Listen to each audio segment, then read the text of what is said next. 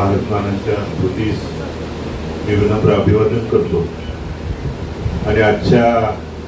या विचारविनिमय बैठकीच्या निमित्तानं उपस्थित भैरवनाथ शुगरचे चेअरमन आदरणीय अनिलदादा सावंत, आपल्या सर्वांचे ज्येष्ठ मार्गदर्शक आदरणीय साईनाथ भाऊ अबुगराव, आदरणीय दिलीप बापू धोत्रे, उपस्थित भारतनानांच्या पासून खांद्याला खांदा लावून काम करणारे सर्व वडीलधारी ज्येष्ठ, आपल्या पंढरपूरच्या तालुक्याच्या कानाकोपऱ्यातून आलेले सर्व विविध संस्थांचे सर्व सन्माननीय पदाधिकारी, आपल्या परिवारातील सर्व ग्रामपंचायत विविध संस्थांचे सर्व सन्माननीय आजी माजी पदाधिकारी, शहरातील सर्व सन्माननीय आजी माजी पदाधिकारी, उपस्थित पत्रकार बंधू, उपस्थित तरुण सहकारी मित्रांनो,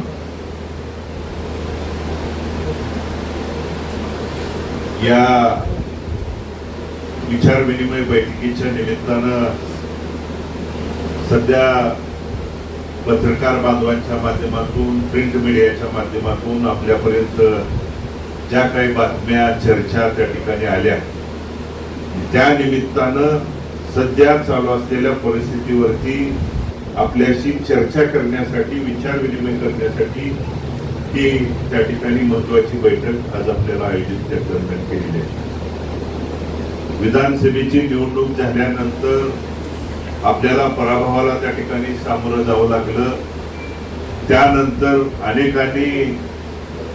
संपलंय, आता यांचं काय राहिलंय अशा पद्धतीच्या वल्गना त्या ठिकाणी केल्या. त्यानंतर आपण सर्वांनी नगरपालिकेच्या निवडणुकीच्या निमित्तानं त्या ठिकाणी जिद्द, चिकाटी, प्रामाणिक निष्ठा ही दाखवून देऊन त्या निवडणुकीच्या निमित्तानं सगळ्यांनी, यात बहुतांश करून ग्रामीण भागातले आपण प्रमुख पदाधिकारी असताना देखील नगरपालिकेच्या निवडणुकीच्या प्रभागामध्ये, वार्डामध्ये, त्या ठिकाणी भागात, घराघरामध्ये, प्रभागामध्ये जाऊन आपल्याला पडेल ती दिल ती जबाबदारी पार पाडून, त्या दरम्यान आपल्यावरती पडेल ती जबाबदारी पार पाडून त्या निवडणुकीमध्ये आता दादांनी भाऊनी सांगितलेल्या पद्धतीनं त्या निवडणुकीमध्ये जवळजवळ नगराध्यक्ष पदाचे उमेदवार असतील आणि आपल्या तीर्थक्षेत्र विकास आघाडीच्या 11 नगरसेवकांचे नगराध्यक्ष पदाच्या उमेदवार महाराष्ट्रातल्या 3 नंबरच्या मताधिक्यानं जवळजवळ 11,000च्या मताधिक्यानं विजयी करण्याची भूमिका इथल्या मायबाप जनतेनं आणि आपल्या सर्वांच्या परिश्रमानं, अथक प्रयत्नानं त्या ठिकाणी घडवण्याची भूमिका आपण त्या ठिकाणी पार पाडली. आणि जनतेचा आशीर्वाद, आपला पाठिंबा, पाठबळ असल्यानंतर कुणाच्या वल्गना, कुणाच्या भूल थापेला त्या ठिकाणी कुणी त्या ठिकाणी संपत नाही, हे दाखवून देण्याची भूमिका आपण त्या ठिकाणी दाखवून दिली. दादांनी सांगितलेली भूमिका खरी आहे, वस्तुस्थिती आहे. राजकारणात त्या भूमिका राजकीय घडामोडीमुळे होतात, चुकतात, पण त्या पुढे गेल्यानंतर त्या दुरुस्त करावं लागतात.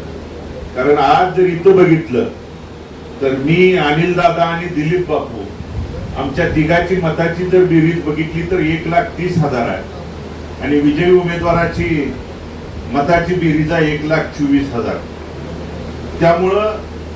आपल्या लोकांनी, मतदान करणाऱ्या लोकांनी भरभरून दिलंय. पण मतभेदामुळं, मनभेदामुळं ज्या काही घडामोडी झाल्या, चुका झाल्या, त्या दुरुस्त करून जोपर्यंत आपण पुढे जाणार नाही, बदल करणार नाही, तोपर्यंत आपण त्या ठिकाणी दुरुस्ती करणार नाही. आणि या दुरुस्ती केल्यानंतर निकालामध्ये